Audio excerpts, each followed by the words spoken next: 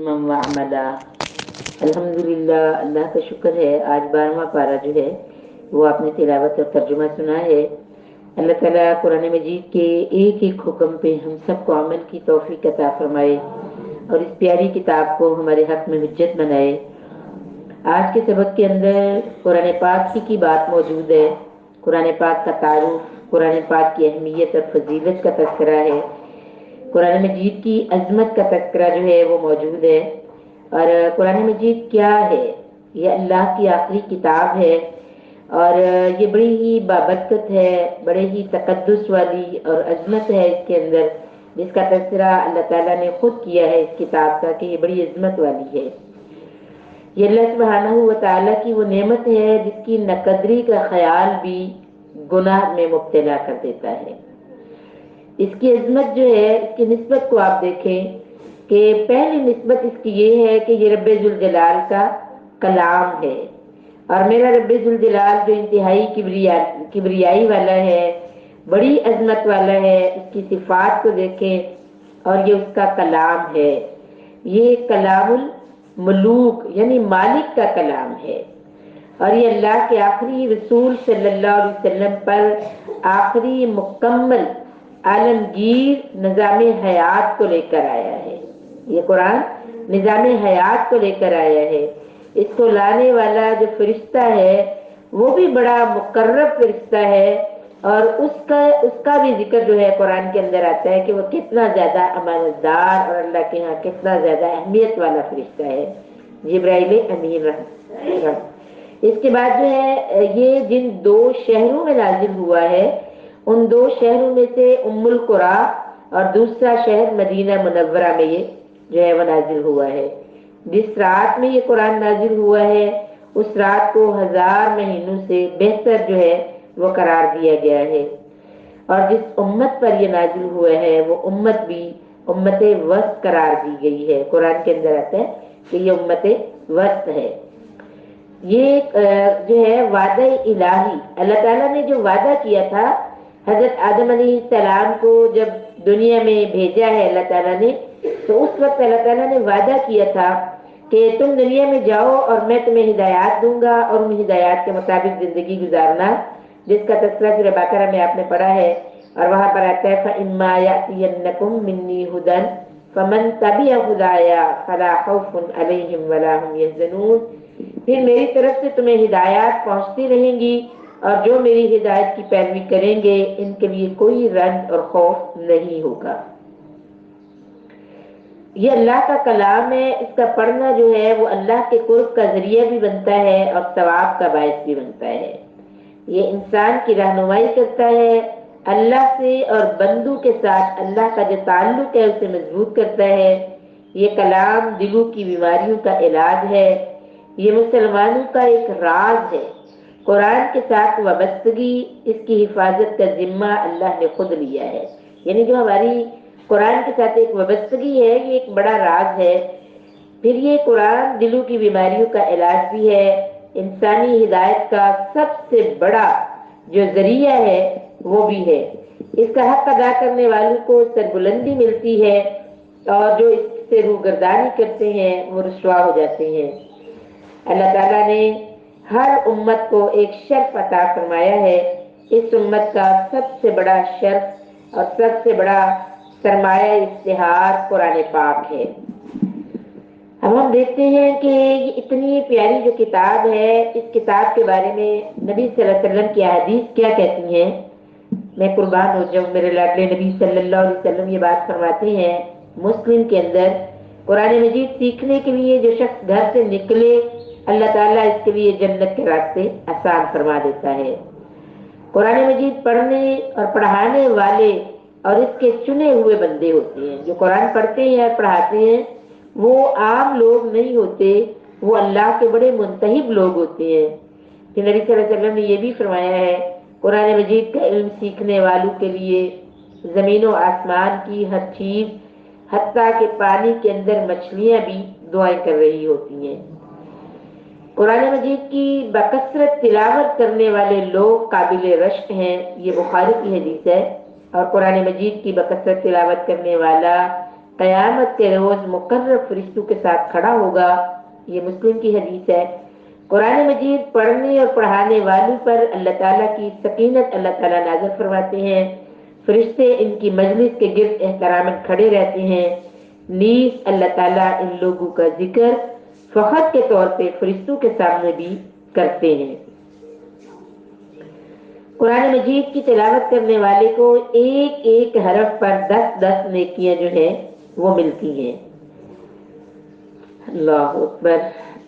صحابہ اکرام کا تعلق قرآن مجید کے ساتھ کس طرح کا تھا اور انہوں نے قرآن مجید کو کس نظر سے دیکھا اور کس انداز سے اپنی زندگیوں میں اپنا تعلق قرآن کے ساتھ بنایا تھا.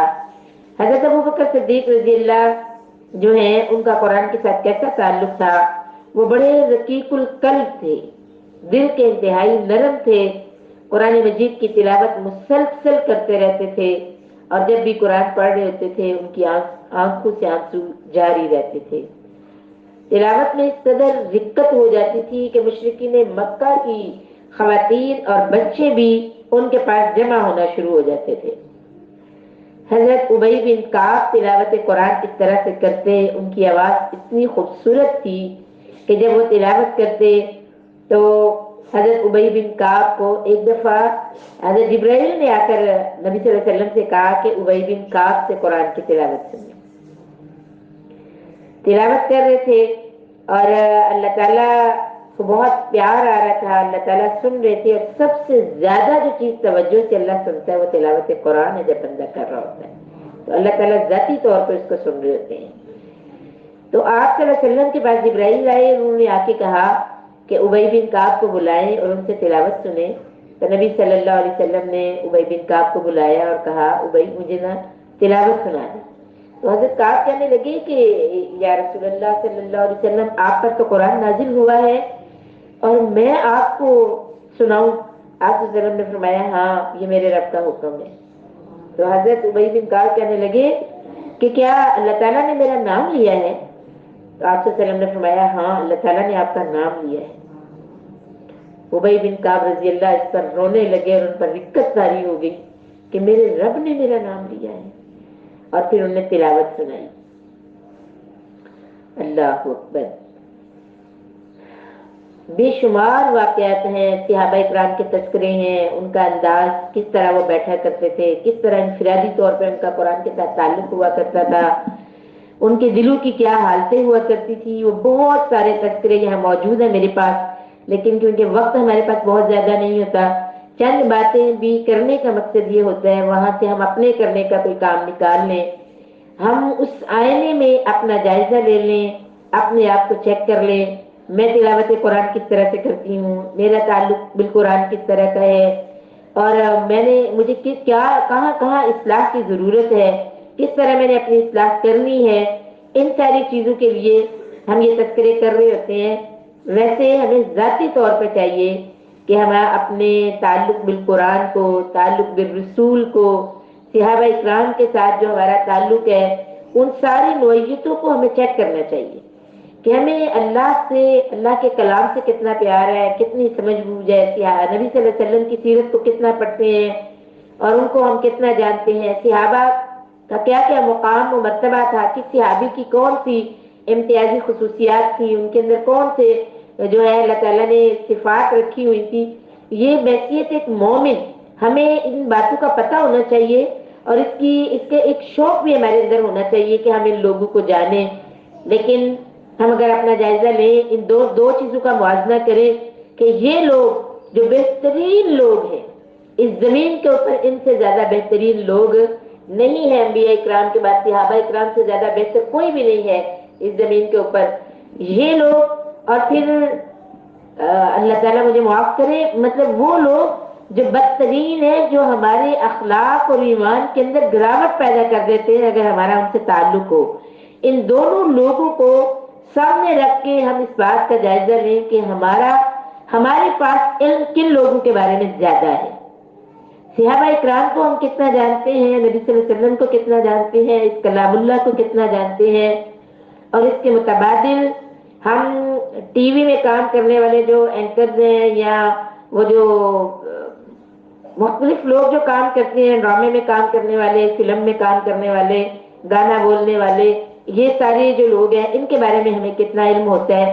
ہم ان کے ناموں سے واقف ہوتے ہیں، ہم ان کے خاندانوں سے واقف ہوتے ہیں، ہمیں ان کی شادیوں کا پتہ ہوتا ہے، ہمیں ان کی اولادوں کا پتہ ہوتا ہے، ہمیں یہ بھی پتہ ہوتا ہے کتنے کہاں کہاں سے طلاق ہوئی ہے، کہاں پھر دوبارہ نکاح ہوا تھا، پھر یہ ہوا پھر وہ ہوا، اور ہم بڑے شوق اور رغبت کے ساتھ ان کے انٹرویوز دیکھتے ہیں، اور کہیں لکھے ہوئے مل جائے تو وہ پڑھتے ہیں، اور یہ لوگ ہم ان کے بارے میں کہہ رہے ہوتے ہیں کہ یہ فلاں جو ہے یہ میرا بہت ہی مطلب مجھے پسند ہے اور میں اس کو بہت ہی زیادہ دیکھنا چاہتی ہوں یا سننا چاہتی ہوں، یہ چیزیں بھی۔ اور پھر ہمیں صحابہ کے بارے میں کتنا پتا ہے، ان کی اولادوں کے بارے میں کتنا پتا ہے، ان کی بیویوں کے بارے میں کتنا پتا ہے، ہمیں یہ کتنا پتا ہے کہ وہ غزوات کے اندر کون کون سے صحابہ تھے، شورا میں کون سے لوگ موجود تھے، آپ صلی اللہ علیہ وسلم کے بیسٹ فرینڈ کون سے تھے، کن مہمات کے اوپر کون سے لوگ گئے تھے، کیا کیا انہوں نے اسلام کو کس طرح سے ترقی ملی ہے، کس کا کیا حصہ ہے، یہ بھی جائزہ لیں کہ ہم میں سے کتنوں کو کتنا پتا ہے۔ اور اگر اس معاملے میں ہم پیچھے ہیں تو ہمیں یہاں بھی اندازہ ہو جاتا ہے کہ ہمارے ایمان کا لیول جو ہے وہ کیا ہے، اور ہم کس طرح سے جو ہے وہ اپنے دین کے ساتھ جو ہے وہ چل رہے ہیں۔ اللہ اکبر۔ نبی صلی اللہ علیہ وسلم جو ہے آپ کے وسلم کے پاس طائف سے ایک دفعہ ایک وقت آتا ہے، کچھ لوگ آتے ہیں نا ملاقات کے لیے آپ کے وسلم کے پاس، اور ان لوگوں میں ایک کم عمر رکن، ان کا نام تھا عثمان بن ابو العاص، سب سے چھوٹے تھے، وہ جو وفد آتے ہیں ان میں سب سے چھوٹے عثمان بن ابو العاص تھے، تو نبی صلی اللہ علیہ وسلم نے انہیں طائف کا گورنر بنا دیا، حالانکہ عمر میں وہ سب سے چھوٹے تھے۔ انہیں طائف کا گورنر بنانے کی وجہ کیا تھی؟ وجہ یہ تھی کہ حضرت عثمان جو ہے وہاں سے جتنے بھی لوگ آئے تھے ان سب سے زیادہ قرآن سمجھنے والے تھے، قرآن کے ساتھ ان کا تعلق سب سے زیادہ تھا، اس وجہ سے نبی صلی اللہ علیہ وسلم نے انہیں گورنر بنا دیا۔ یمن کے گورنر نبی صلی اللہ علیہ وسلم نے جب مقرر کیے تو صحابہ کرام میں سے دو ایسے لوگوں کا انتخاب کیا جو سب سے زیادہ اچھے قاری تھے، بہترین قاری جو تھے انہیں گورنر مقرر کیا، اور ان میں جو نام آتا ہے وہ جو خوش نصیب لوگ تھے ان میں ایک حضرت معاذ بن جبل تھے، اور دوسرے جو تھے وہ ابو موسیٰ اشعری رضی اللہ تعالیٰ عنہ تھے۔ حضرت ابو موسیٰ اشعری جو ہے وہ اتنی اچھی تلاوت کرتے تھے، اتنی پیاری ان کی آواز تھی کہ نبی صلی اللہ علیہ وسلم نے ایک دفعہ انہیں تلاوت کرتے ہوئے سنا تو کہنے لگے کہ ابو موسیٰ آپ کو تو اللہ تعالیٰ نے لہن داؤدی عطا فرما دی ہے، آپ تو بڑی خوبصورت تلاوت کرتے ہیں۔ اور دوسرے صوبے کا گورنر معاذ بن جبل کو بنایا تھا، اور یہ دونوں صاحب جب یہ دونوں گورنر تھے، اب دو صوبوں کے الگ الگ یہ گورنر تھے، تو جب یہ ایک دفعہ ملاقات ان کی ہوتی ہے، جب بھی یہ ملا کرتے تھے تو یہ لوگ ان کی گفتگو اس طرح کی ہوتی تھی۔ ہم لوگ اگر اپنا بھی جائزہ لیں گے کہ جب ہماری ملاقات اپنے جاننے والوں سے ہوتی ہے کبھی کبھار تو ہماری گفتگو کس طرح کی ہوتی ہے، اور ان لوگوں کی گفتگو کس طرح کی ہوتی تھی۔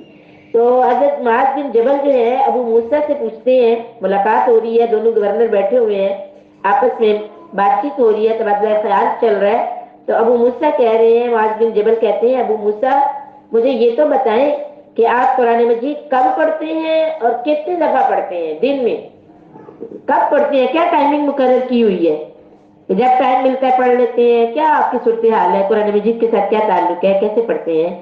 تو ابو موسیٰ اشعری کیا جواب دے رہے ہیں؟ کہتے ہیں میں تو بیٹھے بیٹھے، کھڑے کھڑے اور سواری پہ سوار ہوتے ہر وقت قرآن ہی تو پڑھتا رہتا ہوں، اور کہتے ہیں میں ایک دن میں ایک منزل پڑھ لیتا ہوں۔ قرآن کی کتنی منزلیں ہیں؟ 7 منزلیں، اور ایک منزل میں ایک دن میں پڑھ لیتا ہوں۔ میں نے کوئی ٹائم نہیں مقرر کیا ہوا کہ میں اسپیشل کہیں بیٹھ کے پڑھوں گا، میں تو بیٹھے بیٹھے کھڑے کھڑے سواری پہ سوار ہوتے قرآن پڑھتا رہتا ہوں، اور میں ایک دن میں ایک منزل پوری کر لیتا ہوں۔ پھر وہ مجھ سے کہتے ہیں آپ بھی مجھے بتائیے آپ کب کب قرآن پڑھتے ہیں، آپ کا طریقہ کیا ہے؟ تو حضرت معاذ بن جبل کہتے ہیں میرا طریقہ تو یہ ہے، میں رات کو پڑھتا ہوں قرآن، اور پہلی رات میں سو جاتا ہوں، اور دوسری رات جو ہے پھر میں قرآن پڑھنا شروع کر دیتا ہوں، میں اٹھتا ہوں وضو کرتا ہوں اور میں قرآن پڑھتا ہوں۔ میں سوتا بھی ہوں تو ثواب کی نیت سے سوتا ہوں، اور میں اٹھتا بھی ہوں تو ثواب کی نیت سے اٹھتا ہوں۔ جب میں سوتا ہوں تو نیت یہ کرتا ہوں کہ نیند لے کے تھوڑی فریش ہو کے اٹھوں، پھر اچھا سا قرآن پڑھوں. اور میری یعنی میں سوچنا اور جاگنا ثواب کے نیت سے میں نے رکھا ہوا ہے. اب ذرا میں اور آپ بھی دیکھیں, پوری پوری رات گزر جاتی ہے اور ہمارا قرآن کے ساتھ تعلق کس طرح کا ہے کہ رات میں کتنا ٹائم ہم قرآن کو دے دیتے ہیں. ہمارے پلاننگ میں کیا شامل. کل جو لوگ ادھر پروگرام میں گئے ہوئے تھے وہاں پہ آپ کو وہ واقعہ یاد ہوگا جو باجی سنا رہے تھے, سیدہ فاطمہ الزہرا رضی اللہ تعالی عنہا جب رات کو قرآن پڑھتی رہتی تھیں تو جب صبح ہوتی تو کہتی کہ اللہ تیری رات کتنی چھوٹی ہے, صبح بھی ہو گئی ہے, میں نے تو رات قرآن پڑھنے کے لیے رکھی تھی اور صبح ہو گئی, اتنی جلدی صبح ہو گئی ہے, مجھے تو اتنا مزہ آ رہا تھا اور میں قرآن پڑھ رہی تھی اور رات ختم ہو گئی ہے. تو ذرا اندازہ کریں کہ ہم قرآن مجید کو کس طرح سے وہ لذت قرآن سے ہمیں کیوں لینا نہیں آ رہی اور قرآن ہماری اس لیول کی تربیت کیوں نہیں کر پا رہا. شاید اس کی یہی وجہ ہے کہ ہم نے قرآن مجید کو اس انداز سے پڑھا ہی نہیں ہے. ہمیں ابھی تک یہ سمجھ ہی نہیں آئی. ہم نے صرف وہ ایک بات یاد رکھ لی ہے, معذرت کے ساتھ ہو سکتا ہے ایسا نہ ہو, مجھے ایسا لگتا ہے ہمیں ہمارے ذہن میں یہی بات کافی ہو گئی ہے کہ ایک لفظ پڑھنے پہ 10 نیکیاں ملتی ہیں, لہٰذا ہم پڑھتے جاتے ہیں انگلیاں پھیرتے جاتے ہیں. اور وہ جو ایک جو اس کے اندر جو ہوتا ہے نا انہماک اور گم ہو جانا آیات کے اندر, وہ نہیں ہمیں آ رہا, وہ چیز ہمیں حاصل نہیں ہو رہی.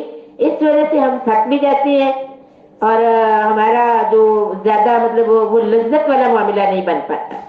تو وہ ہمیں کرنا تو یہی ہے بحیثیت مومن, ہمارا تعلق قرآن کے ساتھ اس طرح کا ہونا چاہیے کہ ہر فارغ وقت چاہے وہ 5 منٹ میں ملے, ہمارے دل کو جو ایک اندر ایک کشش آتی ہے نا وہ قرآن کی آنی چاہیے. میں قرآن کو پڑھ لوں.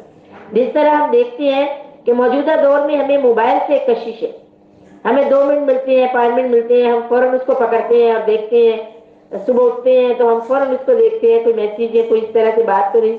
تو یہ معاملہ ہمارا قرآن کے ساتھ ہونا چاہیے کہ جب بھی ہمیں ٹائم ملے ہم قرآن پکڑنے والے ہوں, ہمارا دل اس کی طرف کھینچنے والا ہو, ہمیں اچھا لگے قرآن پڑھنا اور قرآن کے ساتھ وقت گزارنا.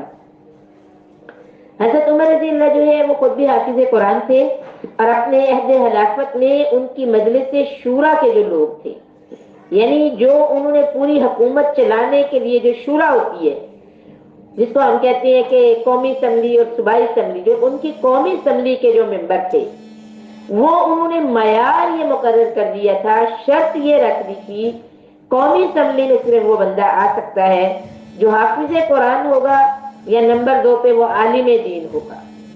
اس سے نیچے کا کوئی بندہ قومی اسمبلی کا رکن نہیں بن سکتا. یہ معیار رکھا ہوا تھا انہوں نے اپنی اسمبلی کے اندر. اپنی شورا کے لوگ جو ہیں ان کا معیار یہ تھا کہ کوئی بھی شورا کا بندہ جو حافظ قرآن یا عالم دین نہیں ہے وہ شورا میں نہیں بیٹھ سکتا. وہ سمجھتے تھے اس بندے کے یہاں بیٹھنے کا فائدہ ہی کوئی نہیں ہے, جسے دین کا فہم نہیں ہے وہ کیا فیصلہ کرے گا یا اس سے ہم کیا رائے لے سکتے ہیں, وہ کیا بات بتائے گا ہمیں. تو یہ ایک معیار انہوں نے رکھا ہوا تھا اور اس معیار کی وجہ سے ایک دفعہ حضرت عمر رضی اللہ جو ہیں ان کی یہ جو شورا کے لوگ بھی اس طرح تھے, پھر جب وہ آگے گورنر بناتے تھے تو گورنر بنانے میں بھی یہی معیار تھا. کسی بھی صوبے کا گورنر وہی ہو سکتا تھا جو عالم دین یا حافظ قرآن ہوتا تھا, اس سے نیچے کا بندہ گورنر نہیں بن سکتا. یہ لازم تھا, انہوں نے رکھی تھی یہ بات. اور انہوں نے جو ہے وہ ایک گورنر جو ہے وہ بنائے اور وہ گورنر حافظ قرآن اور عالم دین تھے. اور یہ طریقہ تھا کہ جب وہ کچھ ٹائم کے لیے رخصت پہ جاتے تھے, کسی وجہ سے کوئی انہیں ضرورت پڑ گئی ہے رخصت لینے کی, اس رخصت کو لینے کے لیے نا اپنا قائم مقام بنانا ہوتا تھا. تو قائم مقام بنانے کے لیے جب یہ جانے لگے, یعنی مکہ کے جو گورنر تھے تو وہ انہوں نے رخصت لی تو انہوں نے اپنا قائم مقام جو ہے وہ بنایا حضرت نافع رضی اللہ کو. حضرت عمر رضی اللہ کو جب پتہ چلا انہوں نے کہا کہ اپنا قائم مقام کس کو بنایا ہے, کہنے لگے میں نافع کو بنا کے آیا ہوں.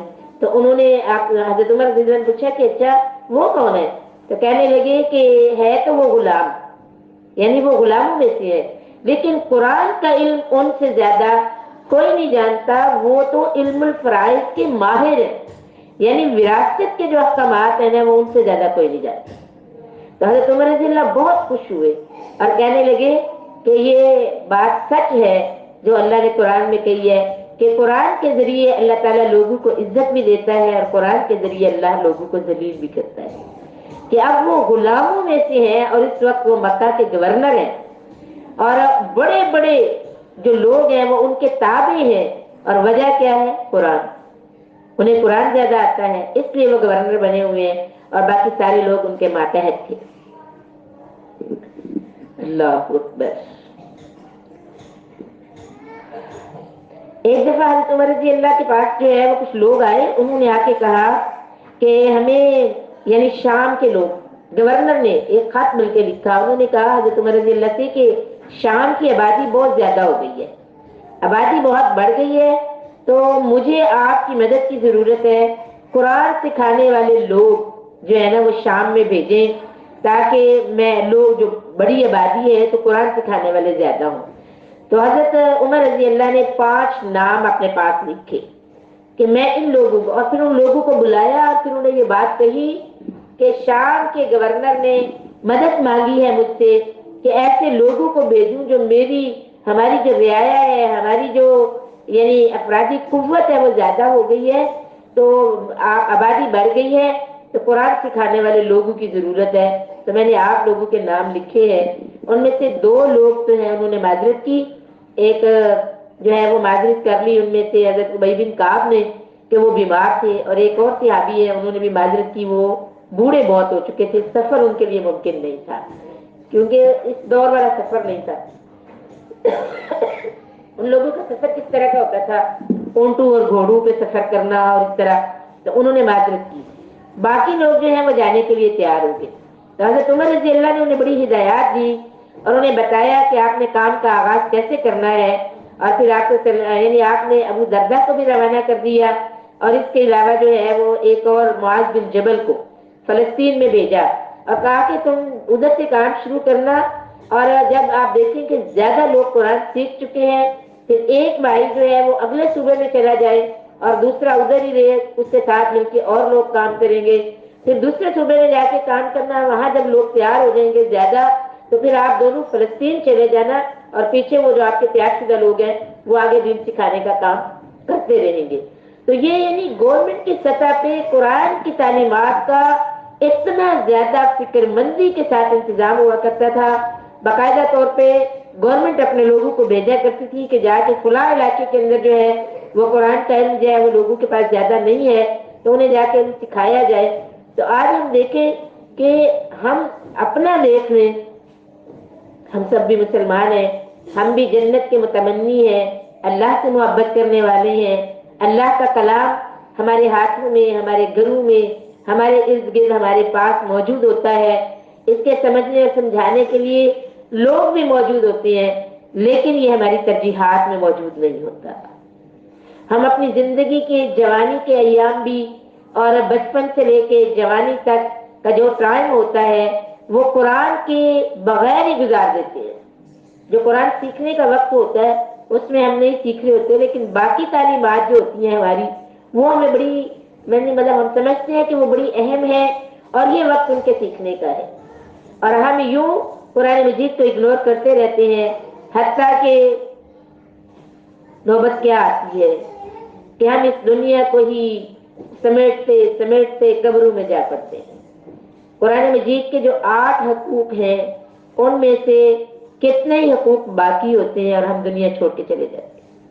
ایمان لانے والا ایک ہم حق ادا کر دیتے ہیں، تھوڑا سا ٹائم لگا کے کبھی اس کو تلاوت والا حق ادا کر دیتے ہیں، لیکن اس سے اگلے حقوق میں جو ہے وہ کہیں بہت کمی ہوتی ہے۔ کچھ تو ایسے بھی ہوتے ہیں جو ہم نے زندگی میں کیے ہی نہیں ہوتے وہ کام، کہ جو قرآن کا حق ہوتا ہے لیکن ہم نے ادا نہیں کیا ہوتا۔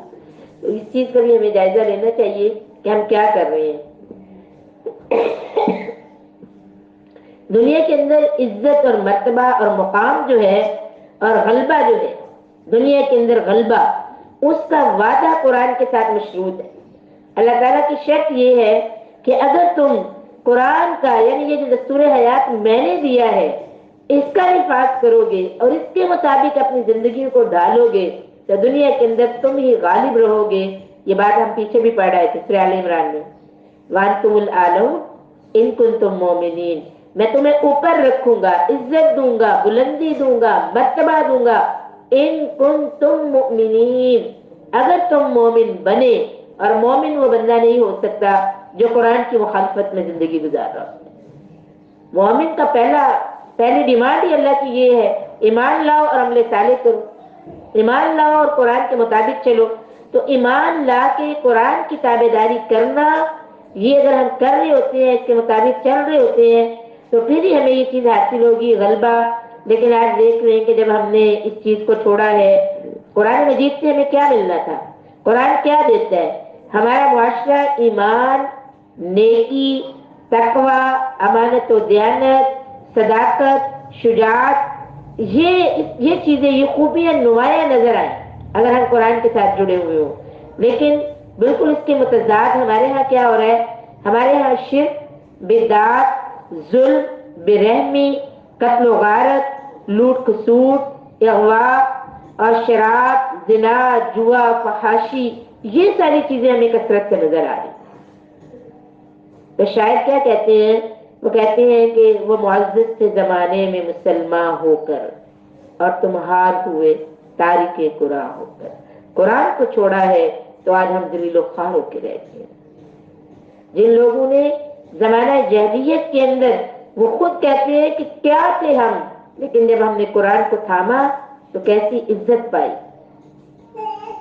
حضرت عمر رضی اللہ کے بارے میں یہ بات آتی ہے کہ کیسر و کسرا کے درباروں میں جب ان کا نام لیا جاتا تھا تو وہاں لرزہ طاری ہو جایا کرتا تھا، لوگ ڈر جایا کرتے تھے، کیونکہ وہ بہت زیادہ سختی کے ساتھ قرآن پہ عمل کرنے والے تھے اور نیچے بھی وہ عمل کرواتے تھے. اپنی رعایا کو اس قرآن کے، یعنی اس کے قانون کے تابع رکھتے تھے. سخت انداز تھا ان کے اس معاملے میں. اس معاملے میں وہ سخت گہری نظر رکھتے اور اس پر جو ہے ان کا فوکس ہوتا تھا کہ قرآن کی مخالفت نہیں ہو سکتی، نہ انفرادی زندگی میں نہ اجتماعی زندگی میں. بڑی محنت وہ اس پہ کرتے تھے. اور یہ حال یہ تھا کہ جو کفار تھے اور غیر مسلم اس دور کے جو بڑے مہذب، اپنے آپ کو مہذب کہنے والے اور جدید قسم کے جو لوگ تھے، وہ حضرت عمر رضی اللہ کا تذکرہ کرتے تھے اور وہ سوچتے تھے کہ اس شخص کو ملنا چاہیے، یہ کیا شخصیت ہے. اور آپ کو وہ یاد ہی ہوگا واقعہ کہ ایک ان کا نمائندہ آیا بھی تھا اور اس نے آ کر کہا کہ میں مسلمانوں کے بادشاہ سے ملنا چاہتا ہوں، تو اس کے کیا پروسیس کیا ہے، کیا طریقہ کار ہے، کس کے پاس جاؤں، کس کی سفارش، کہاں سے کوئی سائن وغیرہ لینے ہیں، کیسے ملاقات ہو سکتی ہے. تو انہوں نے کہا کہ کوئی مسئلہ نہیں ہے، آپ نے امیر المومنین سے ملنا ہے. وہ درخت کے سائے میں جو مٹی کے اوپر لیٹے ہوئے ہیں اور انہوں نے اینٹ کو اپنا تکیہ بنایا ہوا ہے نا، وہ ہیں ہمارے بادشاہ ہیں، جنہیں کسی سیکورٹی کی ضرورت نہیں ہے، کسی شاہی محل کے اندر شاہی کسی بستر پر لیٹنے کا بھی کوئی وہ تمنا دل کے اندر نہیں ہے. یہ ہمارے امیر المومنین ہے. وہ شخص دنگ رہ گیا. آج ہم اپنے لوگوں کو دیکھیں، ہمارے جو اس طرح کے لوگ ہیں جو گورنمنٹ کے اندر ہوتے ہیں، وہ بیچارے اپنی عوام کے درمیان سفر نہیں کر سکتے. ان کی گاڑیاں کس طرح کی ہوتی ہیں اور ان کی سیکورٹی کتنی ہوتی ہے، اور عوام کو روک دیا جاتا ہے کہ اب وہ ہمارے جو بڑے گزرنے لگے ہیں تو وہ آپ سے بہت ڈرتے ہیں، انہیں آپ سے خطرہ ہے. کوئی ان کے گھر جا کے ان سے مل نہیں سکتا. اور ادھر ان کے گھروں کی یہ جو کھڑکیاں ہوتی ہیں، ان کے تو شیشے بھی اس طرح کے ہوتے ہیں کہ بھی گولی نہ اندر آ جائے. یہ ہمارا حال ہے آج کے مسلمان بادشاہوں کا. اپنے ہی لوگوں پر اطمینان نہیں ہے. وجہ کیا ہے؟ کیونکہ اپنے لوگوں کو ہم انصاف نہیں دیتے. اپنے لوگوں کو اتنی تکلیفیں دی ہوئی ہیں کہ لوگوں کے دل میں اپنے حکمرانوں کے لیے دعائیں کم اور بددعائیں زیادہ ہوتی ہیں. خوشیاں ان سے خوش ہم کم ہوتے ہیں اور ناراض ہم زیادہ ہوتے ہیں. ان کے معاملات ایسے ہوتے ہیں. اس کی وجہ کیا ہے؟ وہ دین تو نہیں سیکھے ہوئے ہوتے، یا جو بھی وجہ ہو. بہرحال ایسا کیسے ہو سکتا ہے کہ ایک بندہ قرآن پڑھنے اور سمجھنے والا ہو اور اس کے پاس سارے اختیارات بھی آ جائیں، وہ بہت کچھ کر بھی سکتا ہو اور وہ نہ کرے، یہ تبھی ہو سکتا ہے جب اس کا فہم جو ہے وہ اس طرح کا نہیں ہوتا، تب وہ ایسی بات کرتا ہے۔ تو اصل بات یہی ہے کہ قرآن مجید جو ہے یہ دستور حیات ہے، یہ صرف پڑھنے والی کتاب نہیں ہے کہ ہم پڑھتے جائیں اور ثواب لیتے جائیں، بلکہ یہ دستور حیات ہے، یہ ہماری زندگی گزارنے کا پورا طریقہ اس کے اندر موجود ہے۔ اور جب تک یہ طریقہ جو قرآن نے مجھے اور آپ کو دیا ہے اس طریقے سے ہم نے جینا نہیں سیکھنا اور اس طریقے سے ہم نہیں جیتے، تب تک ہم لوگ پریشان حال ہی رہیں گے، تب تک بدحالی ہم پہ مسلط رہے گی، تب تک ہم لوگ جو ہیں وہ بلند نہیں ہو سکتے۔ اللہ کا وعدہ ہی ان لوگوں کے ساتھ ہے جن لوگوں نے دستور حیات جو اللہ نے بھیجا ہے اس کے تابع زندگی گزاری، وہی کامیاب ہوں گے، باقی لوگوں کے لیے کوئی وعدہ اللہ تعالیٰ نے نہیں کیا۔ اس کے بعد اگلا جو ہمارے سبق کے اندر آج اہم موضوع آیا ہے وہ رسالت ہے۔ قرآن کے بعد سورہ ہود کے اندر رسالت کا بڑا تذکرہ آیا ہے۔ اللہ کا پیغام، رسالت کیا ہے؟ اللہ کا پیغام بندوں تک پہنچانے کا کام رسالت کہلاتا ہے۔ اس پیغام کو پہنچانے والا جو ہوتا ہے اس کو ہم رسول کہتے ہیں۔ رسالت کا منصب یعنی کس طرح سے ملتا ہے؟ اللہ جسے چاہتا ہے رسالت کا منصب عطا فرما دیتا ہے۔ رسالت نہایت عالی شان منصب ہے، لیکن ذمہ داریاں بہت زیادہ ہیں اور بہت وسیع ذمہ داری ہوتی ہے رسول کی۔ رسالت کی ضرورت کیوں آتی ہے؟ انسان کا جو وجود ہے اور جو اس کا شعور ہے، جو عقل ہے، وجدان اور سوچ اور سوالات، وہ اس کا جواب چاہتا ہے۔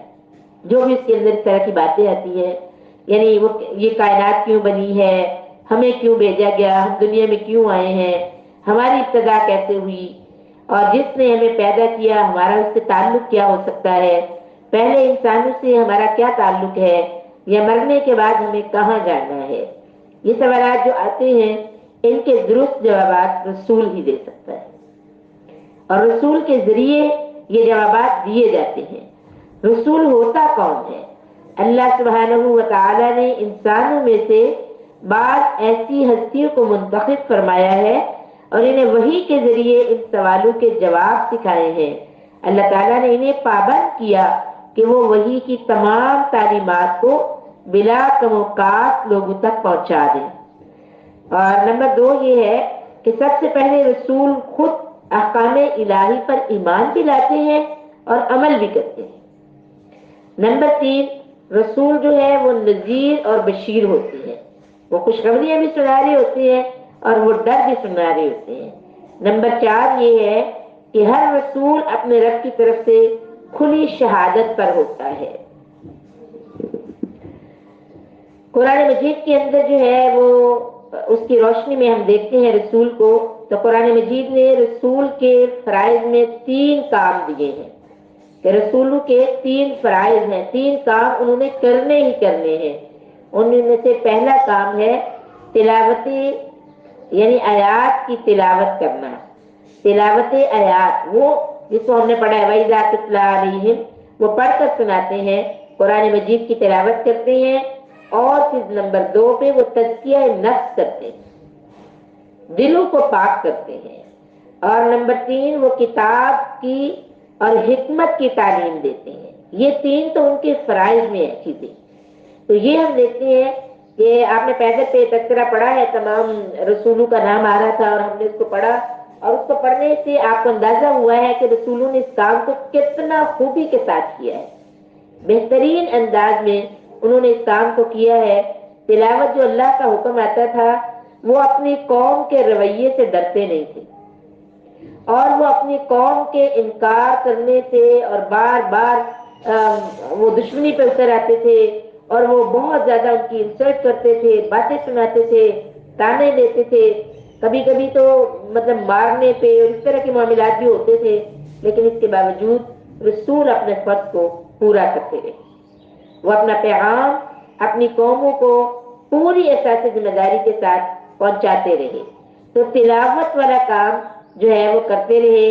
پھر یہ کہ تزکیہ نفس کیا. جو لوگ اس تلاوت کو سنتے، بات کو سمجھتے، یا ان کے دل مائل ہوتے اس چیز کی طرف اور وہ ان کے ساتھی بنتے، تو ایسا نہیں ہوتا کہ بھی ان کو اپنی جماعت میں شامل کیا اور پھر چھوڑ دیا آزاد، بلکہ پھر ان پہ پوری محنت کرتے اور پوری طرح ان کے دل کے اندر اپنے رب کا ڈر اور اپنے رب کی محبت پیدا کرتے.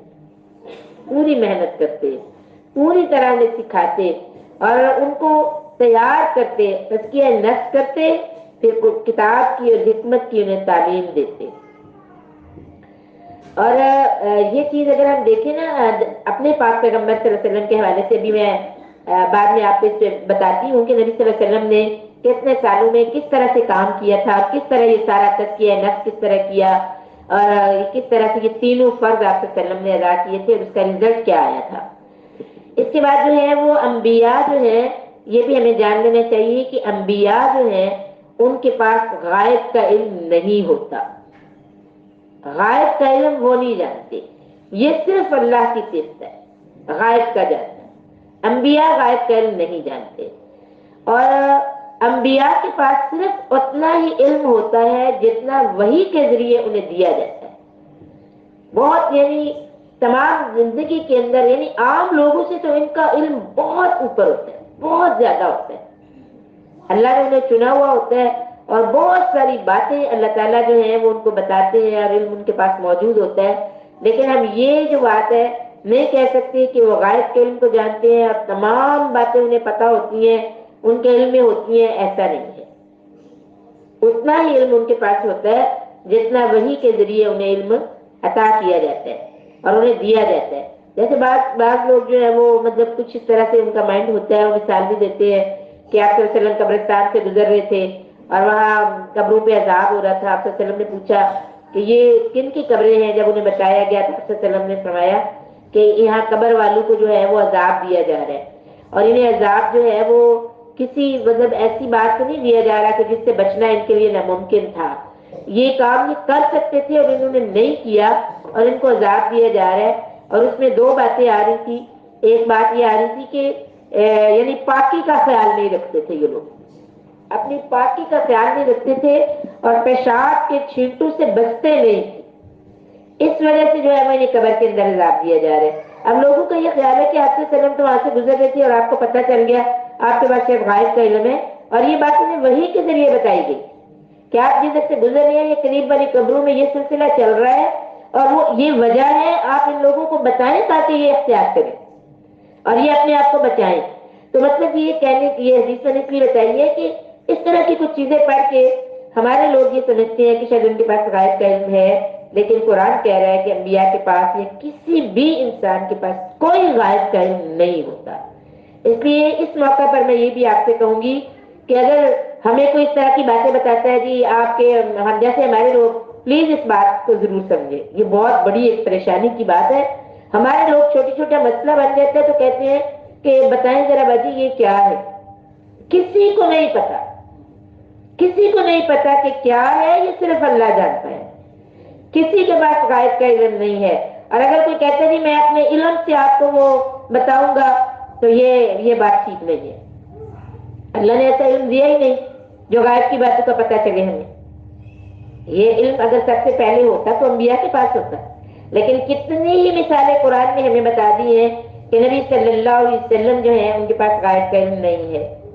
اس لیے کہ جیسے ہم دیکھتے ہیں کہ قرآن بتاتا ہے اس بات کو، جو شہد کا حرام اور حلال کی بات آتی ہے، اور وہاں نبی صلی اللہ علیہ وسلم نے ایک جگہ پر جب یہ بات کہی تھی کہ میں اب شہد کبھی نہیں کھاؤں گا، جب ان کے ازواج نے کہا کہ آپ کے منہ سے اسمیل آ رہی ہے، تو آپ صلی اللہ علیہ وسلم نے فرمایا کہ وہ مکھی کسی ایسے مطلب پھول سے رس جو ہے وہ لے کے آئی ہے جس کی اسمیل آ رہی ہے، میں آج کے بعد یہ نہیں کھاؤں گا، کیونکہ آپ صلی اللہ علیہ وسلم کو اسمیل سے انتہائی ناپسند تھی. جیسے آپ صلی اللہ علیہ وسلم نے فرمایا تھا کہ لہسن کھا کے یا پیاز کھا کے مسجد میں نہ جایا کرو کیونکہ اس کی اسمیل آتی ہے تو دوسرے افراد کو تکلیف ہوتی ہے. تو آپ قطعاً یہ نہیں چاہتے تھے کہ ایسی کوئی تکلیف میرے سے کسی کو پہنچے. تو آپ صلی اللہ علیہ وسلم نے فرمایا میں نہیں کھاؤں گا شہد. لیکن قرآن نازل ہو گیا، اللہ نے کہا جس چیز کو میں نے حلال کیا آپ کیسے حرام کر سکتے ہیں؟ جب میں نے شہد کو حلال کیا ہے، شفا رکھی ہے، تو آپ کیسے کہتے ہیں کہ میں آج کے بعد نہیں کھاؤں؟ اور وہ اپنے اللہ تعالیٰ نے ساری بات بھی کھول دی کہ پیچھے بات کیا ہے. ازواج کی جو ساری بات تھی وہ بھی اللہ نے بتا دی کہ انہوں نے تو آپس میں مشورہ کیا تھا کہ ہم یہ بات کریں گے. تو آپ صلی اللہ علیہ وسلم کو نہیں پتا چلا کہ میری ازواج کیا بات کر رہی ہیں. تو اللہ تعالیٰ نے وہی نازل کر کے بتایا کہ یہ معاملہ ہے اور آپ اس کو کیسے وہ کر سکتے ہیں. بے شمار واقعات سورہ حشر کے اندر جو واقع آتے ہیں، اور وہاں پر جو انہوں نے آپ صلی اللہ علیہ وسلم کو بلایا تھا کہ بات چیت کے لیے، مذاکرات کے لیے بلایا، تو نبی صلی اللہ علیہ وسلم جب آئے تو وہ جو جس جگہ پہ کھڑے تھے وہ چھت پہ وہ ایک بڑا پتھر لے کے کھڑے تھے کہ ادھر وہ روکیں گے، ہم بولیں گے آپ باہر کھڑے ہو، ہم اندر بتا کے آتے ہیں کہ آپ آ گئے ہیں مذاکرات کے لیے، اور اوپر سے پتھر گرائیں گے، نعوذ باللہ آپ صلی اللہ علیہ وسلم کو نقصان پہنچائیں گے، ختم کر دیں گے. نبی صلی اللہ علیہ وسلم کو پتہ نہیں چلا. قرآن نازل ہوا، اے میرے پیارے حبیب یہاں سے ہٹ جائیے، ان کا یہ پورا اس وجہ سے آپ کو بلا رہے ہیں، ان کا تو یہ پلان ہے. وہ پلان میرے نبی کو نہیں پتا چلا، قرآن بتا رہا ہے نبی صلی اللہ علیہ وسلم کہ یہ پلان ہے. تو انبیاء یا کوئی بھی انسان غائب نہیں جاتا، اس لیے کوئی بھی مسئلہ ہو کبھی بھی کسی کے پاس نہ جائیں کہ آپ ذرا حساب لگا دیں، تو آپ ذرا اندازہ لگا دیں، تو آپ بتا دیں کہ یہ معاملہ کیا ہو گیا ہے، ایسا کیوں ہوا ہے. اپنے رب سے کہیں میرے مالک مجھے نہیں پتا اور تجھے پتا ہے، میں خود تو بچا نہیں سکتی اور تو مجھے بچا سکتا ہے، تو ہی میرا محافظ ہے، میں تجھ سے مدد چاہتی ہوں. جو بھی معاملہ ہے، جو بھی آپ کا غم ہے، وہ اپنے رب سے شیئر کریں، اس سے مدد چاہیں تو آپ کی مدد کرے گا. لیکن اگر وہ در چھوڑ کے ہزاروں در پہ بھی جائیں گے تو جو نقصان میرے مقدر کا ہے وہ مجھے مل جانا ہے، اور ساتھ میرے ایمان کا خاتمہ بھی ہو جانا ہے، ایمان بھی خراب ہو جائے گا. اللہ ناراض ہو جائیں گے کہ تم نے میری بات کا یقین نہیں کیا، میں نے منع کیا تھا، میں نے بتایا تھا. غائب کا علم کسی کے پاس نہیں ہے، تو لہذا اس معاملے میں اپنے آپ کو مضبوط کریں، اپنے ایمان کو مضبوط کریں. کسی کے پاس کبھی اس بات کے لیے نہ جائیں کہ یہ ہو گیا ہے، یہ چوری ہو گئی ہے، یہ بچہ نہیں مل رہا، یہ مسئلہ ہو گیا ہے. آپ ذرا حساب لگا دیں اور آپ بتا دیں. انہوں نے کہا کہ بچہ ادھر قریب ہی ہے، انہوں نے کہا کہ گھر سے ہی کسی نے یہ معاملہ کیا ہے. میری بہت پیاری ساتھی ہو، اس سے بچ جائے. شیطان کو موقع مل جاتا ہے اور وہ ہمارا انتہائی نقصان کر دیتا ہے. اور یہ آپ کے تجربات میں بھی ہیں یہ باتیں، کس طرح کا نقصان ہوتا ہے. مالی نقصان بھی ہوتا ہے، جو وہ اتنا مانگ رہے ہوتے ہیں، رشتے اتنے خراب ہو جاتے ہیں، ہمارے آپس میں نفرتیں اور دشمنیاں پیدا ہو جاتی ہیں، اور حاصل کچھ بھی نہیں ہوتا، آخرت برباد ہو جاتی ہے. ان ساری باتوں سے بچنے کا ایک ہی حل ہے، اپنے رب کی طرف رجوع کیا جائے، اپنے رب سے مدد مانگی جائے. اور میں سمجھتی ہوں کہ بار بار اپنے آپ کو کہ اللہ مجھے کسی سے ڈر نہیں لگتا، مجھے نہیں ڈر لگتا، اس لیے کہ تو میرے ساتھ ہے. اللہ پاک میں نے خود کو تیری امان میں دیا ہے، اور تجھ سے زیادہ امانتوں کی حفاظت تو پکار نہیں سکتا. میں تو سب تیری امان میں دے رہی ہوں، تجھ سے زیادہ کوئی محافظ نہیں ہے. اس لیے اب اس سے کیا ہوگا، ہمارا ایمان مضبوط ہوگا، ہمارے دل کے اندر اس کی محبت اور اس کی کبریائی میں اضافہ ہوگا. اللہ سے باتیں کیا کریں، اللہ کے ساتھ اپنے معاملات شیئر کیا کریں، اس سے بہت فائدہ جو ہے وہ حاصل ہوگا. لوگوں سے ناروا بوجھ جو ہے وہ ہٹاتے، اور ظلم کے خاتمے کے لیے انبیاء جو ہیں وہ آئے ہیں.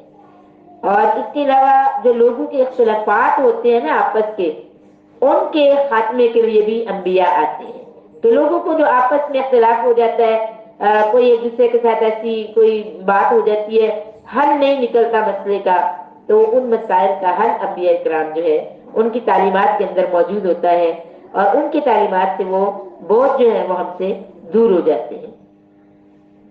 معجزے اور عذاب کا اختیار بھی انبیاء کو نہیں دیا گیا، نہ اپنی مرضی سے کوئی وہ معجزہ لا سکتے ہیں اور نہ ہی وہ عذاب لا سکتے ہیں. یہ دونوں اختیارات بھی اللہ کے پاس ہیں. اللہ ہی معجزے بھی دیتا ہے اور اللہ ہی قوموں کو عذابات بھی دیتا ہے. اللہ اکبر. ضرورت اور حالات کے تحت معجزات جو ہیں وہ اللہ تعالیٰ نے دیے ہیں، لیکن اللہ نے دیے ہیں.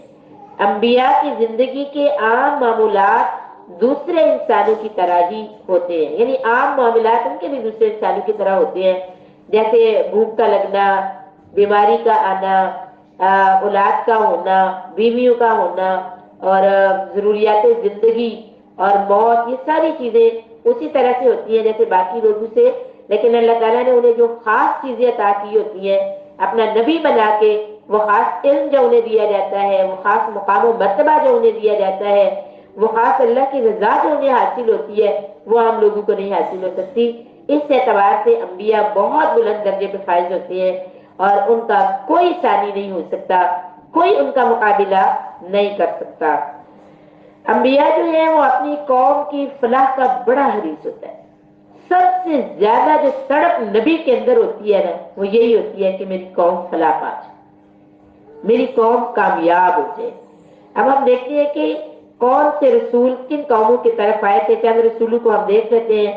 صالح علیہ السلام قوم سمود کی طرف آئے، ہود علیہ السلام قوم عاد کی طرف آئے، شعیب علیہ السلام قوم مدین کی طرف آئے، موسیٰ علیہ السلام جو ہے وہ بنی اسرائیل کی طرف آئے، حضرت ابراہیم علیہ السلام قوم نمرود کی طرف آئے، حضرت لوط قوم لوط کی طرف آئے، اور میرے لاڈلے نبی حضرت محمد الرسول اللہ صلی اللہ علیہ وسلم پوری انسانیت کے لیے آئے۔ لا نفرق بین احد من رسلی، ہم کسی بھی رسول میں کوئی تفریق نہیں کرتے، لیکن کیا ہے کہ نبی صلی اللہ علیہ وسلم کی اطاعت اور نبی صلی اللہ علیہ وسلم کی فرما برداری، یہی ہے سند آزاد ہونے کی۔ آزاد جہنم سے آزادی اور رہائی تبھی حاصل ہو سکتی ہے، یہ ایک سند ہے آزاد ہونے کی، اور خدا کے دامن توحید میں آباد ہونے کی یہی سند ہے۔ نبی صلی اللہ علیہ وسلم اور ہمارا تعلق، اپنے تعلق کا جائزہ لیتے ہیں، اور نبی صلی اللہ علیہ وسلم کے ساتھی جو تھے ان کا کس طرح کا تعلق تھا نبی صلی اللہ علیہ وسلم کے ساتھ، اس کو بھی تھوڑا سا ہم دیکھ لیتے ہیں۔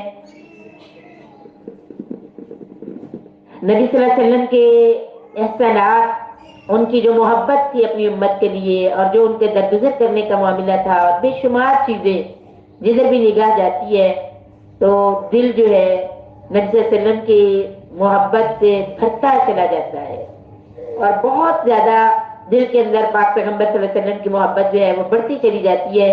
جب بھی آپ نبی صلی اللہ علیہ وسلم کی سیرت کو پڑھتے ہوں گے تو آپ کے دل کی حالت جو ہے وہ بدلتی ہوگی جگہ جگہ پہ جا کے۔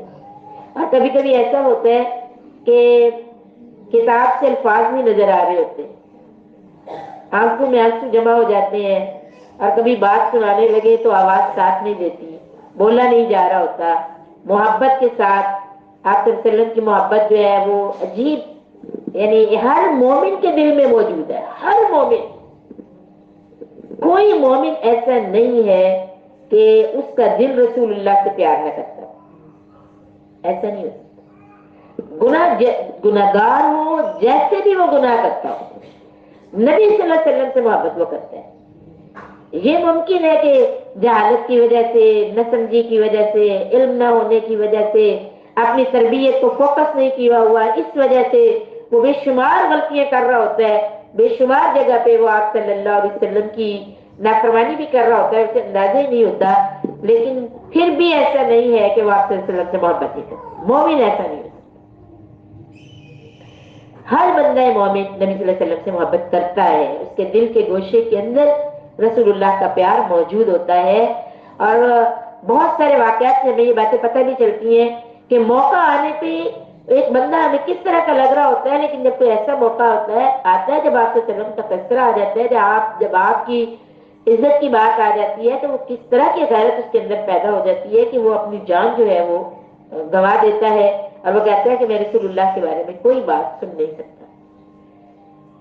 میں نے ایک بہت پہلے ایک کہانی پڑھی تھی، تو اس میں نے یہ بات پڑھی کہ ایک ایک دادا اپنے پوتوں کو نا اکثر آپ صلی اللہ علیہ وسلم کے بارے میں واقعات سنایا کرتے تھے، اور بڑی ان کی تربیت پہ فوکس کرتے تھے۔ تو ایک ان کا جو پوتا تھا وہ ان کے کنٹرول میں نہیں تھا، اس کی کوئی توجہ نہیں تھی ہوتی، بس ان کے کہنے کے مطابق، ان کے دادا کے کہنے کے مطابق، کہ وہ میری بات کو میں جب بٹھا کے بات کر رہا ہوتا تو وہ ادھر ادھر دیکھ رہا ہوتا، کوئی نہ کوئی شرارت اس کو سوجھ رہی ہوتی، میری باتوں پہ کوئی وہ توجہ نہیں تھا دیتا۔ اور دنیاوی جب باتیں ہوتی، دنیاوی کامیابیوں کی، تو وہ سب سے زیادہ سنجیدہ ہوتا، زیادہ سوال کرتا، زیادہ وہ اس پہ وہ کرتا تھا۔ تو میرے دل میں اس کے لیے یہ بات تھی کہ اس کے دل میں جو ہے نا وہ ایمان کمزور ہے، اس کے دل میں کی محبت جو ہے نا وہ اس طرح کی نہیں ہے. اور پھر اسی طرح کی وہ جوان ہو گیا پھر وہ تعلیم کے سلسلے میں جو ہے وہ بیرون ملک چلا گیا اور کبھی اس کے دل میں یہ تھا تو بھائی اس کی زندگی تو پہلے سے تھا بات کو وجہ سے سنتا تھا کبھی اس میں دلچسپی نہیں تھی تو اب یہ ادھر چلا گیا ہے وہاں تو وہاں پہ رہ جائے گا وہاں کا ہو کے رہ جائے گا. تو وہ کہتے ہیں کہ مطلب اسی طرح کا ان کے بارے میں خیال تھا ان کا.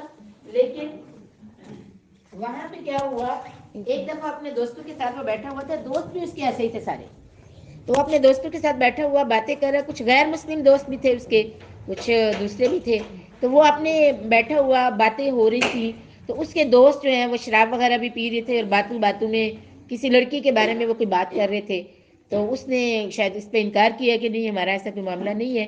وہ کہنے لگا نہیں جی نہیں اس کی کیا بات ہے اس کا تو نعوذ باللہ آپ وسلم کا نام لے کے تو اس کے دوستوں نے کہا اس کا تو نبی بڑا رنگیلا تھا اس نے 11 شادیاں کی تھی تو یہ تو پہلے اس طرح کا ان کے معاملے میں اس سے کوئی توقع نہیں کی جا سکتی. تو اس شخص کو اتنا برا لگا نبی صلی اللہ علیہ وسلم کے بارے میں ان کا یہ لفظ بولنا کہ انہوں نے میرے حبیب کے بارے میں یہ جملہ بولا ہے اور انداز کتنا تحقیر والا ہے کہ اس نے وہاں پر اس شخص کو قتل کر دیا کہ تمہاری یہ جرت کہ تم میرے نبی کے بارے میں یہ بات کر رہے ہو تمہیں نہیں پتا کہ ان کا مقام و مرتبہ کیا ہے ان کا ادب و احترام کیا ہے ان کا ذکر کس طرح سے کیا جاتا ہے اور تم نے مجھ جیسے گناہگار کے بارے میں بات کرتے ہوئے میرے حبیب صلی اللہ علیہ وسلم کے بارے میں اس طرح کی گستاخی اس نے اس کو قتل کر دیا.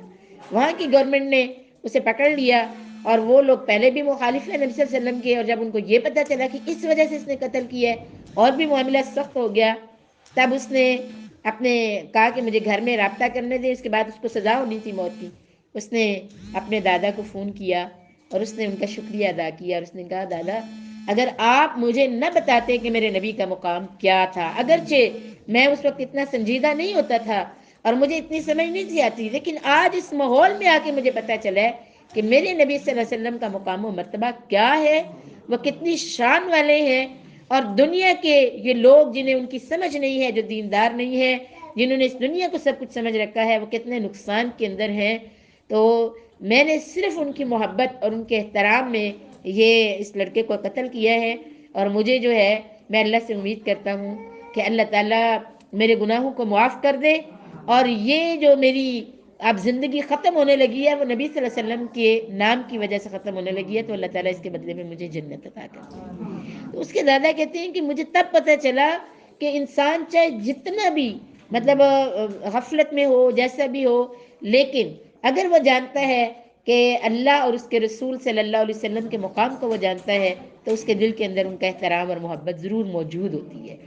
تو نبی صلی اللہ علیہ وسلم سے محبت تو ہوتی ہی ہے لیکن جب ہم آپ صلی اللہ علیہ وسلم کے احسانات کو دیکھتے ہیں کہ ان کا انسانوں کے ساتھ رویہ اور معاملہ کس طرح کا تھا تو محبت مزید بڑھ جاتی ہے اور آہستہ آہستہ انشاءاللہ بات یہاں تک آتی ہے کہ آپ صلی اللہ علیہ وسلم کی چھوٹی سی بات کو بھی چھوڑنے کو دل نہیں چاہ رہا ہوتا دل یہی چاہ رہا ہوتا ہے اور دعا یہی ہوتی ہے کہ ساری زندگی رسول اللہ صلی اللہ علیہ وسلم کی اطاعت و فرما برداری میں گزر جائے. طائف کا جو واقعہ ہے وہ آپ سب لوگوں کے سامنے ہے وہ جگر کو پاش پاش کر دیتا ہے جب اس واقعے کو ہم دیکھتے ہیں لیکن ہم دیکھتے ہیں کہ جب نبی صلی اللہ علیہ وسلم کے پاس ایک فرشتہ آتا ہے اور آ کے کہتا ہے کہ میں پہاڑوں کا فرشتہ ہوں اگر آپ اجازت دیں تو میں اس بستی کو پہاڑوں کے درمیان اس طرح جیسے چکی کے 2 پارٹوں میں دانا پستا ہے نا میں اس بستی کو پیس کے رکھ دوں. تو آپ صلی اللہ علیہ وسلم کہتے ہیں کہ یہ لوگ مجھے جانتے نہیں ہیں انہیں میری پہچان نہیں ہے اس وجہ سے یہ ایسا کر رہے ہیں ممکن ہے ان کی نسلوں میں سے جو ہے ان کی اولاد میں سے جو ہے وہ کوئی پہچان لے اور ایمان لے آئے اور معاملہ جو ہے وہ اس کے متضاد ہو جائے یعنی ایمان والے لوگ ہو جائے. اتنی تکلیف دینے والے لوگ آپ اندازہ کریں ہمیں آج کوئی 2-4 باتیں سنا دے تو ہمیں ہمارا کیا حال ہوتا ہے. اور ان لوگوں نے آپ سے وسلم جب وہاں گئے تھے تو آپ سے وسلم نے ان کے سرداروں سے کہا کہ میں آپ کے پاس آیا ہوں اور دعوت کے نکات پیش کیے اور کہا کہ اگر تمہیں بات میری سمجھ میں آ جائے اور تم اس پہ ایمان لے آؤ تو بہت اچھی بات ہے لیکن اگر تم نہیں میرے متفق نہیں ہوتے تو یہ بات اپنے تک رکھنا کسی اور کو نہ بتانا کہ میں یہاں آیا ہوں اور میں نے آپ سے یہ بات کی ہے. لیکن ان ظالموں نے تو باقاعدہ طور پہ اوباشو کو بلا لیا اور غنڈہ لوگوں کو بلایا، اور نبی صلی اللہ علیہ وسلم انہوں نے کہا کہ اس کو شہر سے نکال دو، نعوذ باللہ۔ اور وہ جو روڈ تھی اس کی دونوں سائڈوں پہ کھڑے ہو گئے، اور آپ صلی اللہ علیہ وسلم گزر رہتے تھے، وہ پتھر ان کے اوپر مارتے جاتے تھے، آپ صلی اللہ علیہ وسلم کے پاؤں مبارک، ٹانگوں پہ اس طرح سے کہ آپ صلی اللہ علیہ وسلم زخمی ہو گئے اور بے ہوش ہو جاتے ہیں۔ آپ ذرا اندازہ کریں، اس دعوت کے لیے، اس قرآن کو پیش کرنے کے لیے میرے حبیب صلی اللہ علیہ وسلم نے کیسی کیسی تکلیفیں اٹھائی، کس طرح کی تکلیفوں سے گزر کے تو یہ قرآن جو ہے وہ میرے اور آپ تک پہنچا ہے۔ اور آج ہمارا یہ رویہ کہ ہم اس کو بند کر کے اپنی الماریوں میں سجا کے رکھ لیں، اور ہم کبھی کبھار کسی مشکل پہ آنے پر اس کو کھولیں، تو یہ چیز جو ہے یہ ہمیں ضرور جو ہے اس کا جائزہ لینا چاہیے۔ کیا اس طرح کا ایمان لے کے تو ہم نبی صلی اللہ علیہ وسلم سے ملاقات کریں گے اور اللہ کا سامنا کریں گے؟ اور ہمارا اکثریت کا جواب یہ ہوتا ہے کہ باجی ٹائم نہیں ہے، ٹائم ہی نہیں ملتا، قرآن کا ٹائم نہیں ہے ہمارے پاس۔ حالانکہ جس چیز کی دل میں کوئی جگہ بن جاتی ہے اس کے لیے ٹائم نکل آتا ہے، اور انسان اس کے لیے ٹائم نکال لیتا ہے۔ غزوہ احد میں اگر ہم دیکھیں تو مشرکین مکہ جو ہے وہ ہر قیمت پر نبی صلی اللہ علیہ وسلم کو ختم کرنا چاہتے تھے، اور ایک موقع پر آپ صلی اللہ علیہ وسلم کے پاس جو ہے وہ صرف 2 صحابی رہ گئے تھے، صرف 2 صحابی آپ صلی اللہ علیہ وسلم کے پاس تھے۔ ان میں ایک حضرت طلحہ تھے، طلحہ بن عبید اللہ، اور سعد بن ابی وقاص، یہ 2 صحابی پاس رہ گئے۔ تو مشرکین مکہ نے سمجھا کہ یہ بڑا سنہری موقع ہے کہ اب صحابہ دفاع کے لیے کوئی یہاں موجود نہیں ہے، تو بڑا سنہری موقع ہے، لہٰذا انہوں نے مسلسل آپ صلی اللہ علیہ وسلم پہ وار کرنا شروع کر دیا۔ اور عتبہ جو تھا، عتبہ بن ابی وقاص، وہ آپ صلی اللہ علیہ وسلم کو پتھر جو ہے وہ مارتا تھا، اور اس نے ایک پتھر مارا اس طرح سے کہ نبی پاک صلی اللہ علیہ وسلم جو ہے وہ پہلو کے بل نیچے گر گئے، اور آپ صلی اللہ علیہ وسلم کا ایک دانت بھی جو ہے وہ شہید ہو گیا، وہ ٹوٹ گیا، ہونٹ بھی زخمی ہو گیا نبی صلی اللہ علیہ وسلم کا۔ ایک اور مشرک آگے بڑھا اور اس نے ایک اور وار کیا جس سے آپ صلی اللہ علیہ وسلم کی پیشانی پہ جو ہے وہ زخمی اس نے کر دیا، اور تیسرا آگے بڑھا، اس نے کندھے پہ وار کیا جس سے آپ صلی اللہ علیہ وسلم کے کندھے کی نیچے والی جو ہڈی ہے اس پر زخم آ گیا۔ اللہ اکبر۔ اور اس کے بعد جو ہے وہ آپ صلی اللہ علیہ وسلم جو ہے ان کے چہرے کے اندر جو ہے وہ کڑیاں وہ جو ہے وہ ان کے چہرے کے اندر چلی جاتی ہیں، اور میدان جنگ میں زخموں سے بہتا یہ خون دیکھ کر لمحہ بھر کے لیے انسانی جذبات جو ہے وہ غالب آئے، اور اس پر آپ صلی اللہ علیہ وسلم نے کہا کہ اس قوم پر اللہ کا عذاب نازل ہو جس نے اپنے پیغمبر کو چہرہ خون آلودہ کر دیا ہے۔ لیکن دوسرے ہی لمحے، فوراً ہی آپ صلی اللہ علیہ وسلم نے فرمایا، آپ کی وہ رحمت والا جذبہ غالب آ گیا، شفقت والا جذبہ پلٹ آیا، اور فوراً کہنے لگے یا اللہ میری قوم کو معاف فرما دے، اللہ میری قوم کو معاف فرما دے۔ وہ جانتے نہیں ہیں یہ کس حالت میں کہا جا رہا ہے، جسم زخموں سے چور ہو چکا ہے، چہرے سے خون بہ رہا ہے، پیچھے کمر بھی زخمی ہے، دانت بھی شہید ہو گیا ہے، ہونٹ پھٹے ہوئے ہیں، چہرے سے خون بہ رہا ہے، اور آپ صلی اللہ علیہ وسلم اپنی ان لوگوں کے لیے جو یہ کام کر رہے ہیں، قوم کے لیے دعا کر رہے ہیں، اللہ انہیں معاف کر دے، انہیں معاف کر دے، انہیں سمجھ نہیں ہے۔ اللہ اکبر۔ یمامہ کا جو حاکم تھا اس کا نام سمامہ تھا، اس نے بہت سارے صحابہ اکرام کو جو ہے وہ شہید کیا تھا، اور بہت ہی سخت رویہ تھا اس کا مسلمانوں کے ساتھ۔ اور یہ سارے کام کر کے تو ایک دفعہ وہاں سے وہ نکلا، اور وہ اپنا یہ ارادہ لے کے آیا کہ آج میں نعوذ باللہ نبی صلی اللہ علیہ وسلم کو قتل کر کے ان کا کام تمام کر دوں گا۔ اور جب وہ آیا وہاں سے اور قریب پہنچا، بستی کے نبی صلی اللہ علیہ وسلم کے قریب پہنچا، تو صحابہ نے گرفتار کر لیا، پکڑا گیا۔ صحابہ اس کو باندھ کے نبی صلی اللہ علیہ وسلم کے پاس لے آئے، انہوں نے مسجد کے ستون کے ساتھ اس کو باندھ دیا۔ نبی صلی اللہ علیہ وسلم جب تشریف لائے تو آپ صلی اللہ علیہ وسلم نے آ کے اسے کہا کہ مجھے یہ بتاؤ تم مجھ سے کیسی توقع رکھتے ہو، مجھ سے کیا امید ہے تمہیں؟ تو وہ شخص کہنے لگا کہ میں خیر کی توقع رکھتا ہوں آپ سے۔ پھر کہتا ہے کہ اگر آپ مجھے قتل کر دیں تو میں آپ کا خونی مجرم ہوں، میں نے آپ کے بہت سارے لوگوں کا قتل کیا ہے، اور اگر آپ مجھ پہ احسان کریں تو مجھے قدردان پائیں گے۔ میں آپ کی قدر کروں گا. تو اگر آپ مال چاہتے ہیں تو جتنا آپ کہیں گے نا میں آپ کے قدموں میں ڈھیر کر دوں گا. آپ سے وسلم نے اس کی بات سنی اور چلے گئے. دوسرے دن پھر آئے اور آپ سے وسلم نے پھر وہی بات کی کہ مجھے بتاؤ سمامہ مجھ سے کیا امید رکھتے ہو. اس نے دوبارہ یہی بات کی. تیسرے دن پھر ایسے ہی ہوا. نبی صلی اللہ علیہ وسلم نے پھر فرمایا سمامہ بتاؤ مجھ سے کیا امید رکھتے ہو. پھر وہ یہی کہنے لگا جو پیچھے اس نے بات کی تھی کہ اگر میں تم سے خیر کی امید رکھتا ہوں, اگر آپ مجھے معاف کر دیں گے تو قدردان پائیں گے, اگر آپ قتل کریں گے تو میں آپ کا مجرم ہوں, اور اگر آپ مال چاہتے ہیں تو جو کہیں گے میں آپ کے قدموں میں ڈھیر کر دوں گا. 3 دفعہ جب آپ صلی اللہ علیہ وسلم نے 3 دن اس سے بات پوچھی یہی بات کہتا رہا. آپ صلی اللہ علیہ وسلم نے اسے کوئی بات ہی نہیں کی. صحابہ سے کہتے ہیں اس کو کھول دو, اسے آزاد کر دو. آپ صلی اللہ علیہ وسلم نے کوئی وعدہ نہیں لیا چلو ٹھیک ہے تمہیں آزاد کرتا ہوں, آئندہ نہیں تم نے ایسی حرکت کرنی. یا آپ صلی اللہ علیہ وسلم نے یہ بات کہی ہو کہ تم تو میرے قتل کے ارادے سے آئے تھے, یہ کوئی اچھی بات تو نہیں ہے کہ تم نے یہ کوئی بات نہیں کی. کہا اسے کھول دو, چھوڑ دو, جانے دو. وہ شخص چلا گیا اور قریب ہی ایک باغ تھا, اس باغ میں جا کے غسل کیا. اس نے واپس آ گیا اور آ کے بیٹھ گیا. کہنے لگا مجھے کلمہ پڑھا دے, میں آپ پہ ایمان لے آیا. نبی صلی اللہ علیہ وسلم جو ہے ان کا معاملہ احسان والا بہت زیادہ تھا, معاف بہت زیادہ کرتے تھے, احسان کرتے تھے اور اپنی ذات کے لیے بدلہ نہیں لیتے تھے. ایک دفعہ بہت سارے قیدی 600 کے قریب قیدی ایک غزوے میں آئے اور آپ صلی اللہ علیہ وسلم نے ان سے فدیہ نہیں لیا. کچھ دن ان کو رکھا اور جب انہیں آزاد کیا تو ان سب کو چادریں تحفے میں دی. نبی صلی اللہ علیہ وسلم کا معاملہ دیکھیں کہ ان کو چادریں دے کے رخصت کی.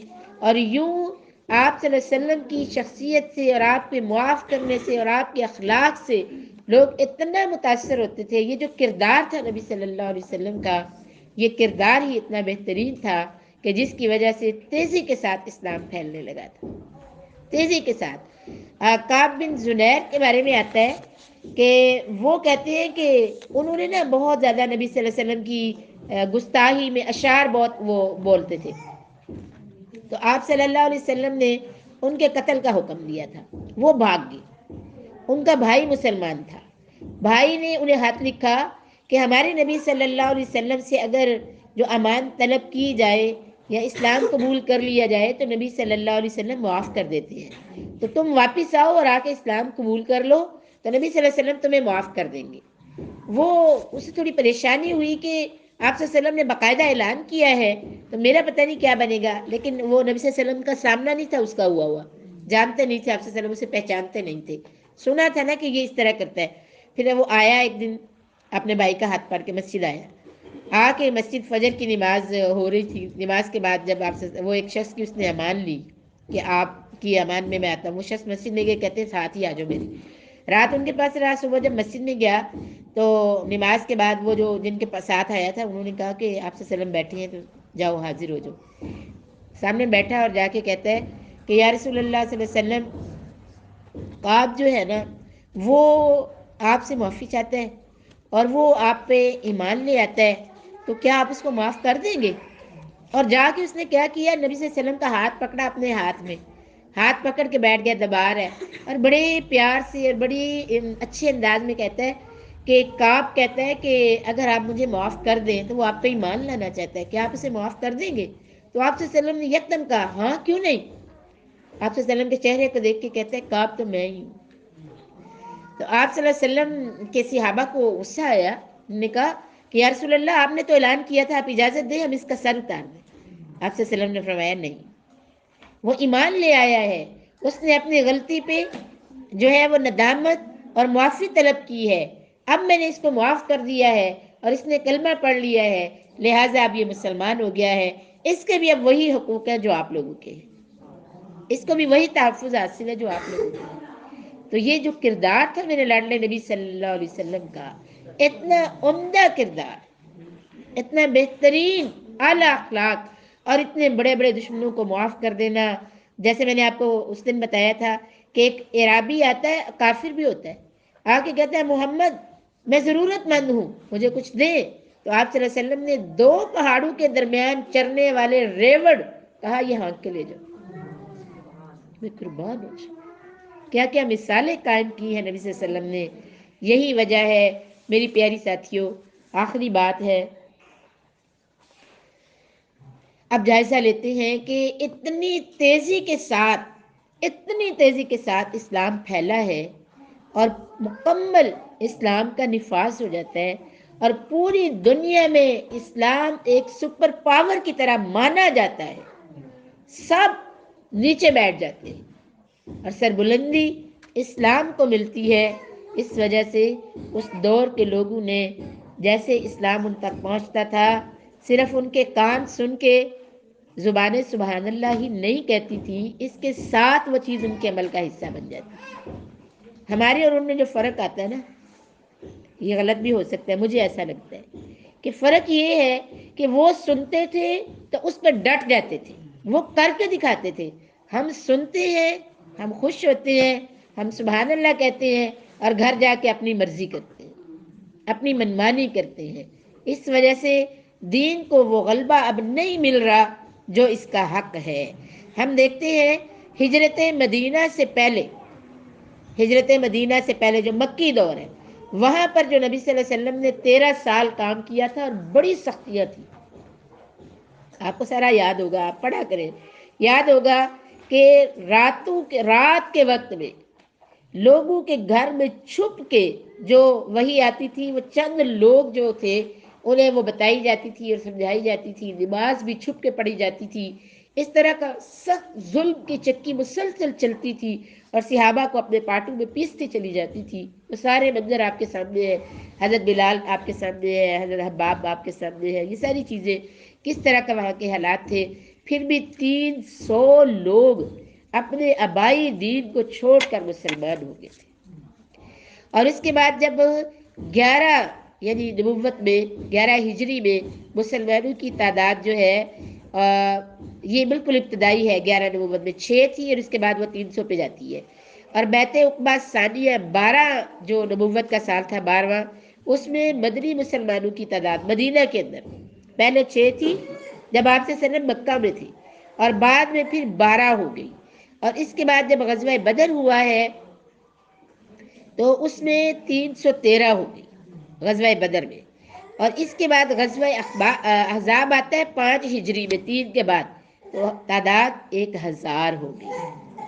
اور اب تکلیفیں اور مسائل اور مشکلات، مالی تنگیاں، لوگ ہجرت کر کے آ رہے ہیں، گھر بار چھوڑ کے آ رہے ہیں، بیوی بچے چھوڑ کے آ رہے ہیں، شدید تکلیف کا دور ہے، لیکن دعوت کا کام نہیں چھوڑا۔ دعوت دے رہے ہیں، قرآن آگے پہنچ رہا ہے، نبی صلی اللہ علیہ وسلم کی شریعت کو آگے پہنچایا جا رہا ہے، تو افراد میں اضافہ ہو رہا ہے نا۔ اتنے سخت حالات میں بھی کام وہ کر رہے تھے، اور تعداد جو ہے وہ 1000 تک آ جاتی ہے۔ اور اس کے بعد جب غزوہ یعنی یہ جو حدیبیہ کا ہوا، صلح حدیبیہ جس میں ہوئی تھی نا، وہاں پر تعداد 1400 تک آ جاتی ہے، مسلمانوں کی تعداد 1400 تک جو ہے وہ ہو جاتی ہے۔ اور اس کے بعد جو ہے وہ مدنی دور ہے، اور 10واں سال ہے، 10واں سال، 10ویں سال کے اندر یعنی وہ جو حجۃ الوداع کا موقع آ جاتا ہے، تو ان سالوں میں، چند سالوں میں تعداد جو حج کرنے کے لیے لوگ آئے ہوئے ہیں 1,24,000 تک پہنچ جاتی ہے، 1,24,000۔ تو یہاں پر ہمیں پتہ چلتا ہے کہ جب اسلام کو پھلنے پھولنے کا موقع ملتا ہے، یعنی ان غزوات کے بعد، غزوہ تبوک کے بعد ان کی کمر بالکل ٹوٹ جاتی ہے، کفار کی کمزور پڑ جاتے ہیں، اب وہ سر نہیں اٹھا سکتے۔ اب اسلام کو امن کا زمانہ ملا ہے، امن کا دور ملا ہے، اور اب جو ہے وہ سارا فوکس اس پر آ گیا ہے کہ بہترین انداز میں اپنی کارکردگی دکھائی جائے لوگوں کو۔ تو جب وہ کارکردگی دکھائی جاتی ہے تو اس کے بعد جو ہے ہم دیکھ رہے ہیں کہ کتنی تیزی کے ساتھ 1,24,000 لوگ جو ہے وہ حج کے موقع پر موجود ہیں، تو اصل تعداد پھر کیا ہوگی؟ اب امن کا دور ہے یہ دور، اور اس امن کے دور میں دیکھیں کہ میری اور آپ کی شاید سستی ہے۔ یہ کیا وجہ ہے کہ آج ہم دیکھ رہے ہیں کہ ہمارے گھروں کے اندر بھی اسلامی تعلیمات کی سمجھ نہیں ہے۔ یہ ہماری دعوت کا انداز اور اپنی رفتار دیکھیں ہماری کتنی سست ہے کہ ہم اب ہمارے بچے ڈاکٹر بن جاتے ہیں اور انجینئر بن جاتے ہیں اور کامیاب بزنس مین بن جاتے ہیں اور سارا کچھ انہیں آ جاتا ہے، لیکن اسلامی تعلیمات ان تک نہیں پہنچتی. تو یہ سست رفتار کے ساتھ جو ہم دین کے ساتھ چل رہے ہیں، اس کے بارے میں ہمیں ضرور سوچنا چاہیے کہ ہم اللہ کو کیا جواب دیں گے اور اللہ کے سامنے کیا عذر پیش کریں گے، کس وجہ سے یہ کام ہم نے نہیں کیا. اللہ تعالیٰ ہمیں معاف فرمائے اور ہم سب پہ رحم فرمائے. میں نے آپ کا کچھ تھوڑا زیادہ وقت لیا ہے، میں آپ سے معذرت چاہتی ہوں. دعا پڑھ لیں. سبحانك اللهم ربنا وبحمدك نشهد ان لا اله الا انت نستغفرك ونتوب اليك. اللهم اغفر لنا وللمؤمنين والمؤمنات والمسلمين والمسلمات. اللهم اغفر وارحم وانت خير الراحمين.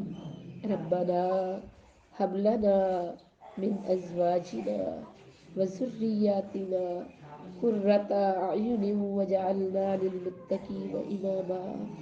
ربنا تقبل منا انك انت السميع العليم وتب علينا انك انت التواب الرحيم. وصلى الله تعالى على خير خلقه وآله وأصحابه وأزواجه وذرياته أجمعين برحمتك يا أرحم الراحمين. آمين يا رب العالمين.